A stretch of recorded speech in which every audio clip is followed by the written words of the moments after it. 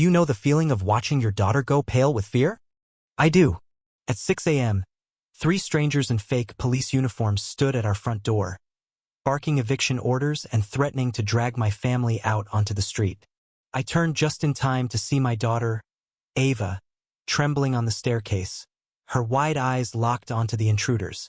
That was the moment something deep and primal in my wife, Jordan, a force most people never got to witness, snapped to the surface.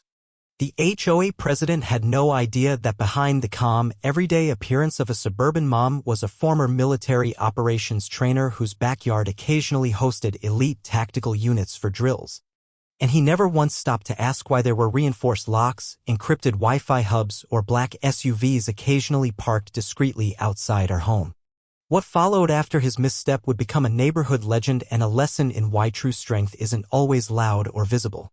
We lived in a quiet community called Riverbend Estates, a middle-class haven where the biggest issue used to be whether someone let their grass grow too long. That changed when Connor Whitmore took over the HOA 3 years ago. My name is Ethan Brooks. I'm 44, a remote software developer, more logic-driven than confrontational. My wife, Jordan, is the opposite, fierce, focused, and formerly responsible for training Navy EOD units in close-quarters tactics. Our daughter, Ava, 15, is a blend of both of us, brilliant with computers and tougher than she looks. Looking back, the first sign came from our elderly neighbor, Diane Merritt. She'd lived here over 2 decades and knew every policy better than the board itself. One evening in early spring, she knocked on our door, clutching a folder. "Ethan," she said, her voice wavering, "Connor's changing bylaws without a vote. He's targeting families that don't fit his vision of Riverbend." I thanked her and shrugged it off. How much damage could a power-hungry HOA president really do? The second sign was online. Ava discovered rumors spreading on local forums accusing our family of harboring a private militia and training armed forces in our backyard. What was really happening? Jordan ran a certified tactical training business. She held all necessary permits, insurance, and zoning approvals, everything done by the book. But Whitmore was spinning a narrative that painted us as a dangerous threat to community safety. At the time, I still believed logic would win out. That was my first mistake. Then came the third sign. Someone snapped covert pictures of Jordan's training session, then tried to breach our home network. I traced the intrusion back to a device registered to Scott Whitmore, Connor's casino disgraced former mall cop with a history of power abuse. I beefed up our cyber defenses. Jordan, seeing the escalation, activated an old playbook. "This isn't harassment anymore," she told me. "They're gathering intel. We need to prepare." Ava, meanwhile, began monitoring online chatter. "Dad, something's off. Multiple families are getting new violation notices, all targeting homes that don't match the new aesthetic Connor wants." Her data showed a clear pattern: selective enforcement targeting specific residents, particularly those with older homes or military affiliations. Then came our own violation notice, $15,000 in fines for zoning violations, mostly citing her training business. We had all permits, but the paperwork looked official enough to scare someone uninformed. Jordan laughed. "They're pushing us to sell. This is a land grab." She was right. A former colleague in city planning confirmed, a developer called Monarch Properties is trying to buy 75% of Riverbend to build high-end condos. Connor's their inside man. We canvassed the neighborhood and confirmed our worst fears. Nearly a third of homes had sold in the past 6 months, most under LLCs owned by Monarch. We turned to our neighbor, Andre Miller, a retired police sergeant who now ran a private investigations firm. He was already suspicious of Connor. "Give me a few days," Andre said. "I'll dig." Connor called an emergency HOA meeting to discuss security threats clearly aimed at us. Jordan and I came prepared, documents in hand. As Connor presented grainy photos of our backyard training, Jordan sat calm, composed, and terrifying.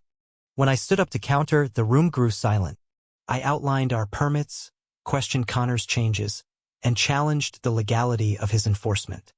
Other neighbors joined in, sharing similar harassment stories. Connor's facade began to crack. That night, we reviewed HOA minutes with Diane, confirming Connor had been amending rules without required votes.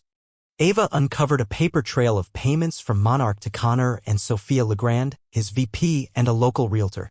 Jordan spotted more surveillance activity around our home. We upgraded security, and Andre confirmed Connor had used Scott and others for unauthorized monitoring, tapping into HOA funds for personal use. With a full dossier of violations, we prepared to present it at the next HOA meeting. But Connor had other plans. At 5:45 a.m. one Saturday, the fake eviction raid happened. Scott and two men dressed as officers pounded on our door. Their documents were forgeries. Their IDs were fake. Jordan quietly activated Defense Protocol Delta. SEALs in our backyard training for a separate session mobilized. I stalled at the door, buying time. As Scott threatened entry, the door buckled. Just as the chain began to snap, the SEALs and Andre's team moved in. Sirens followed. The police arrived. In seconds, the imposters were in cuffs. Security cameras captured everything. Ava had streamed it live to Andre and our lawyer. As officers led the men away, a black sedan passed slowly, Connor watching. He fled, unaware we had him on tape dropping the men off.